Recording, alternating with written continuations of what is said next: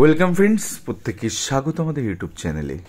যে সমস্ত ভিউয়ার্সরা প্রথমবার চ্যানেলটি দেখছেন তারা অবশ্যই চ্যানেলটিকে সাবস্ক্রাইব করে দেবেন এবং চ্যানেলের পাশে থেকে বেল আইকনটি প্রেস করবেন, যাতে এই ধরনের খবরাখবর সবচেয়ে আগে সবচেয়ে দ্রুত আপনাদের কাছে পৌঁছে যায়।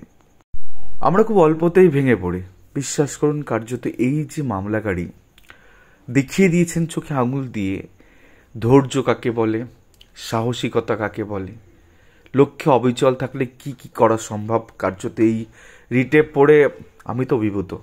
আমি জানি না যে এই ধরনের মামলা গোটা পশ্চিমবঙ্গে আর কারোর সাথে এমন ঘটনা ঘটেছে তো অবশ্যই, বাট এইভাবে লেগে থাকা ভীষণ গুরুত্বপূর্ণ। আমরা একটুতেই অল্পতেই ভেঙে পড়ি। কার্যত এই যে ঐতিহাসিক জয়, 15 বছর পর কাট অফ মামলায় প্রাথমিকের চাকরি নির্দেশ, কার্যত একটা অসাধারণ, একটা অসামান্য মামলা। লড়াই কাকে বলে দেখিয়ে দিয়েছেন ভদ্রলোক। লড়াই কাকে বলেন ভদ্রলোক দেখিয়ে দিয়েছে। চোখে চোখ রেখে সাহসটাকে কিন্তু এগিয়েছেন এবং কার্যত 2009 কিন্তু এই জেলায় চাকরি কার্যত পেতে চলেছেন এই ভদ্রলোক। গোটা বিষয়টা আপনাদের দেখাবো, তো নিয়ে যাই সেই কেস নাম্বারে, যে কেস নাম্বার কাঙ্ক্ষিত বিষয়টা রয়েছে। তো WPA 23-193/2024। আবারও বলছি, এটা ফার্স্ট টাইম লিটিগেশন নয়। আমার তো মনে হয় 4 থেকে 5 বার তিনি মামলা করেছেন। সমরেশ বাবু মাহাতো, আপনাকে প্রণাম জানাই, যে এই লড়াইকে কুর্নিশ জানাই। এই লড়াইকে গোটা ওয়েস্ট বেঙ্গলের সেই সমস্ত যোগ্য বঞ্চিতদের কুর্নিশ জানানো উচিত, যে ধরনের লড়াই আপনি করেছেন। যাই হোক, versus the state of West Bengal and others respondent, দেখতেই পাচ্ছেন মামলাটা দায়ের করা হয় এবং 24/9/2024 থেকে লিস্টে আসার জন্য জাস্টিস অমৃতা সিনহা ম্যাডাম তখন গ্রুপ বি ম্যাটার সামলাচ্ছিলেন। তখন সেই মামলাটা মোশন স্টেজে আসার কথা ছিল। তো 2024 সালে দায়ের করা এই মামলা। কার্যত সিনপসিসের দিকে একবার তাকান। এখানে কি বলা আছে, your petitioner is a ex serviceman of BSF personal, অর্থাৎ বর্ডার সিকিউরিটি ফোর্স। অলরেডি তিনি দেশকে, তিনি ভারত মাতাকে তিনি সার্ভ করে এসছেন। Who have interviewed present to the recruitment process 2009 in the district of primary school council Purulia.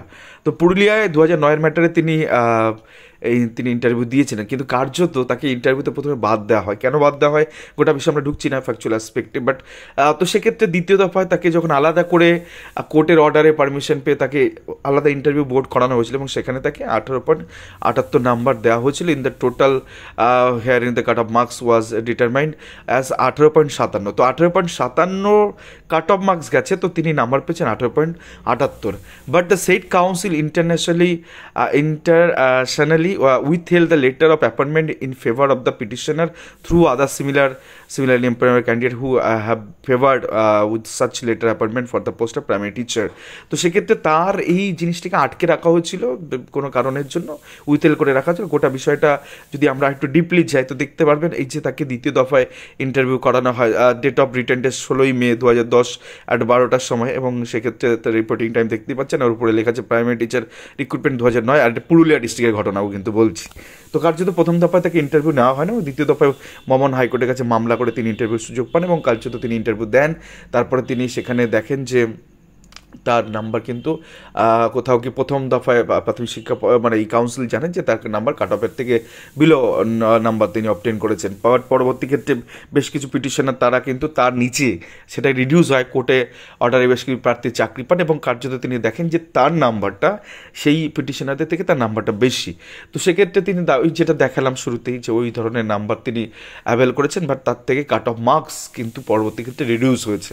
তো কার্যত সেই জায়গা তিনি আবার দায়ের করেন মামলা, তিনি আবার কোর্টের দ্বারস্থ এবং দীর্ঘদিন শুনানি। ভাবুন 2009 ম্যাটারে তার ফার্স্ট মামলা মেবি 2010-এ, তারপরে 2012-14 সালে মামলা, 15 সালে মামলা, 17 সালে মামলা, এই করে করে করে করে তিনি করতে থাকেন। এবং এই যে যারা ধরে নিজে চাকরি পেয়েছে, যে জাস্টিস আশার মান্তাসের অর্ডার দেখুন 15 আগস্ট 2024 কী লেখা আছে, in reference of WP 1149 of 2024 Uttam Bandyopadhyay versus state of West Bengal and others. তো কমিশনের ক্ষেত্রে কিরকম সাচ অ্যান্ড সাচ অর্ডারের ভিত্তিতে DPSC পুরুলিয়া তারা কিন্তু অ্যাপয়েন্টমেন্ট লেটার ইস্যু করে। কার্যত তিনি সেগুলোকেই তার রিটেও তিনি রেখেছেন যে এই ধরনের অ্যাপয়েন্টমেন্ট ইস্যু হয়েছে, তো সেক্ষেত্রে এই প্রার্থীরা যদি চাকরি পায় আমি কেন পাবো না, কারণ আমার নাম্বার লাস্ট যিনি চাকরি পেয়েছেন তার থেকে তো আমার নাম্বার বেশি, তো কার্যত আমাকে দেওয়া হোক। তো সেক্ষেত্রে দেখুন এই যে জয়েনিং রিপোর্ট বা এটাকে অ্যাপয়েন্টমেন্ট লেটারই বলা যায়। তো অন্য একজনের ক্ষেত্রে সেটা ইস্যু হয়েছে, সেটাকে তিনি উত্তম বন্দ্যোপাধ্যায় সম্মত সেই প্রার্থীর নামে ইস্যু হয়েছে। তো কার্যত তিনি একটা সার্কেলে তিনি চাকরি দেন এবং কার্যত এই প্রার্থী দাবি করেন যে না আমাকে দাও। এই ধরনের ধরনের মামলা আজকে মহামান্য হাইকোর্টে উঠেছিল এবং কার্যত জাস্টিস বিশ্বজিৎ তিনি কিন্তু এই জায়গা থেকে 2025 সালে এসে ভাবুন অর্ডারে তার ফেভারে তার অর্ডারটা গেছে এবং সেক্ষেত্রে খুব দ্রুতই তিনি হয়তো নিয়োগ করে মানে যুক্ত হবেন প্রাথমিক কোনো একটা স্কুলে।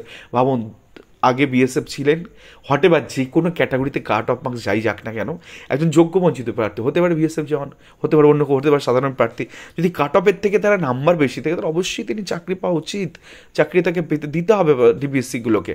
তো সেই জায়গা থেকে পুরুলিয়া জেলায় কেস নাম্বারটা ভীষণ ইম্পর্টেন্ট অনেকের ক্ষেত্রে রাখবেন, কারণ বহু ছেলে মেয়ে 2016 রিক্রুটমেন্টেও কিন্তু এই কাট অফ সংক্রান্ত বিষয়ে ভুগছেন। কার্যত 32 মিটে গেলে আপনাদেরও রাস্তা পরিষ্কার খুলে যাবে, প্রচুর ছেলে মেয়ে চাকরি পাবেন যদি 32,000 বা 42-এর প্যানেল টিকে যায়। তো কাট অফ মামলায় চাকরি পাওয়ার রাস্তা রয়েছে, আর এই ধরনের মামলাগুলো আপনার মামলা রেফারেন্স হিসেবে কাজ করবে যেখানে কাট অফ সংক্রান্ত ইস্যুতে এই প্রার্থীর নাম্বার বেশি পেয়েছেন। তো কার্যত পুরুলিয়া জেলায় কিন্তু চাকরি একটি অর্ডার কিন্তু কার্যত এসে গেছে। তো সেই জায়গা থেকে অর্ডার আপলোড হলে আপনাদের সেটাও দেখিয়ে দেবো। তো কার্যত আবার সেই বঞ্চনার শিকার প্রায় 15 বছর ধরে, সোনালি 15টা বছর নষ্ট করেছে এই পুরুলিয়া ডিস্ট্রিক্ট। তো সেই জায়গা থেকে এই প্রার্থী আবার চাকরি পেতে চলেছেন।